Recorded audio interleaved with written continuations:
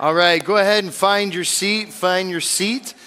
And you guys are a friendly bunch. I love it. All right, so we're going to hear from two mini testimonies tonight. We call them mini-monies. Everyone say mini-monies. Mini-monies. And we're going to hear from two mini testimonies tonight from people sharing how God is helping to transform their lives. And so first, would you welcome my friend Laura up to the stage? Would you welcome her?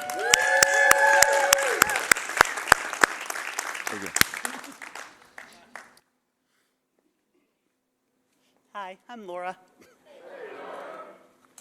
I'm a believer who struggles with depression and codependency. The insanity before recovery was being stuck in spiral thinking that left me feeling literally insane because I felt no control over my mind. My relationship with my husband was a distant one, where he had his issues and he left me alone with mine. I didn't have a relationship with my parents. One walked out on me when I was 6 years old, and the other one had abandoned me emotionally. I've been acting out ever since I was a little child, fantasizing about a world where daddies never went away and mommies never threatened to commit suicide.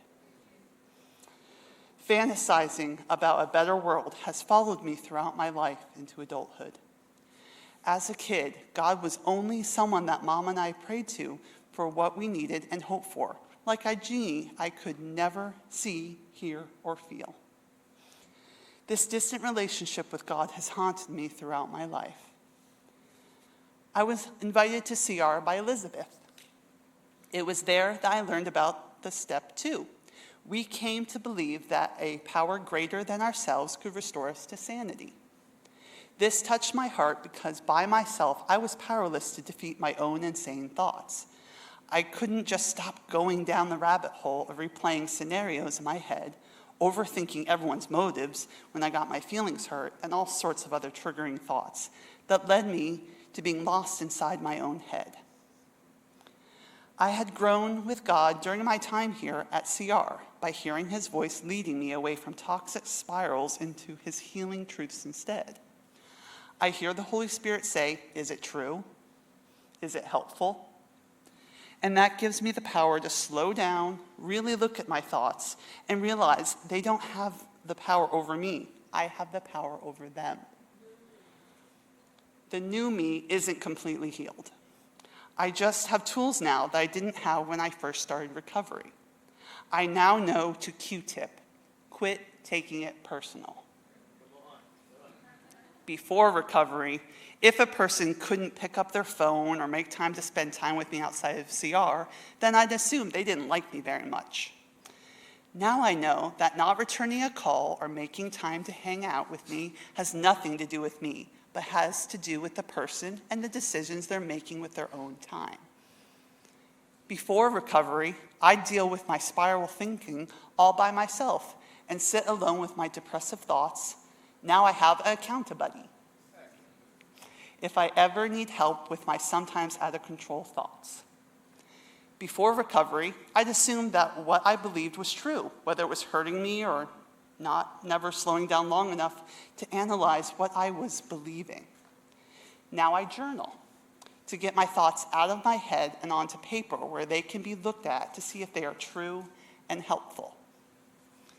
These tools and my growing ability to hear, see, and feel God are some of the greatest benefits I have received from working my program.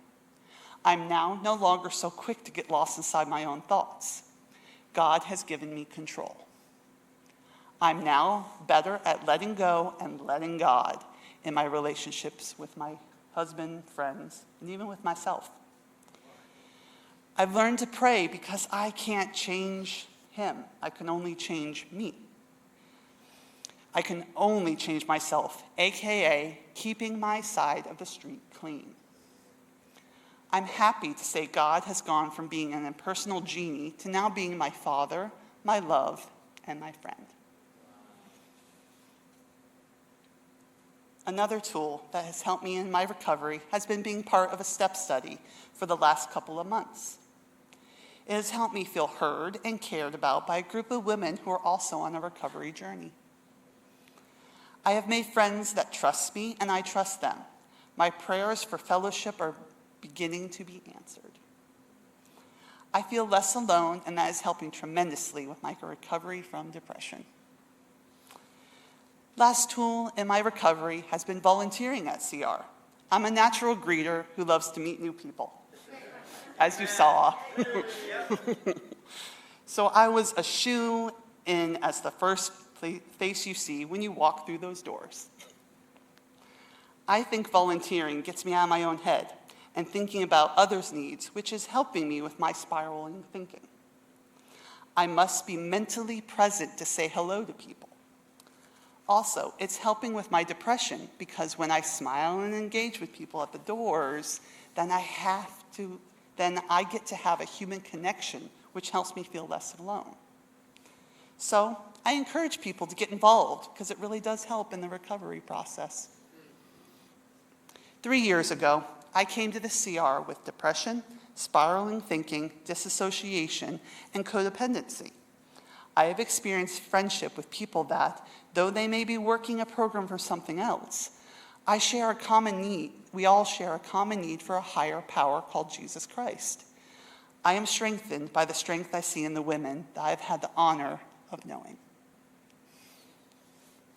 Their stories have inspired me to keep coming back because it works if you work it, and they are living proof of that truth, and now I believe, so am I.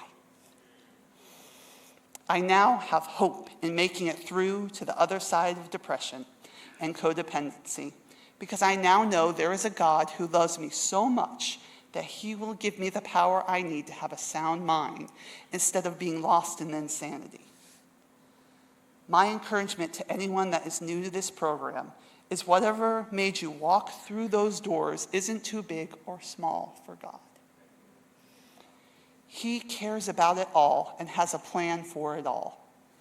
If he could walk me out of lifelong insanity, what can he do for you? I'll leave you with this truth from 1 Timothy 1:7.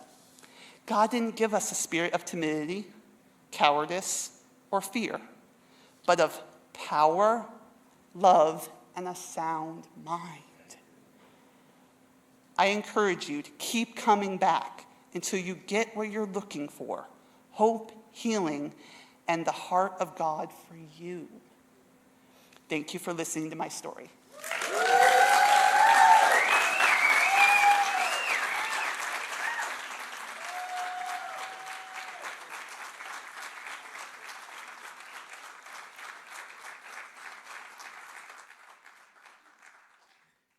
Holy smokes.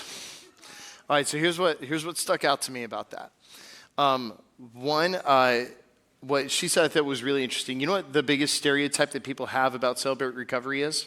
Shout it out if you know it. It's for drugs and alcoholics only. Celebrate Recovery is only for people who struggle with drug addiction or alcoholism.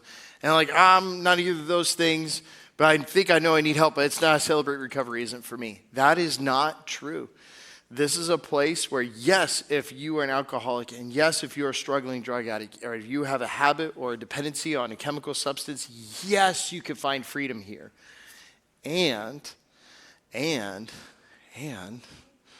if you've got hurts from life, because life leaves a mark. Life is a full contact sport, right? You can work those out here too. So thank you for your courage with that. I loved how you talked about how God has become for you a father, your love, and a friend. And those are all wounds that your heart had had, and he's helping to fill all those needs, and he's giving you community as well. That's so, so, so cool. And you said this last thing at the end that I thought was really, really important too. Laura just told us that God can help you and bring healing to your heart no matter how big or how small it might be. And we both live on lies of that side of the spectrum. No, that's too big for God to do something with. God couldn't do that. It's too big. Yes, he can. Or that's too small. It's too insignificant. God doesn't care about that. I need to suck it up. No, God cares.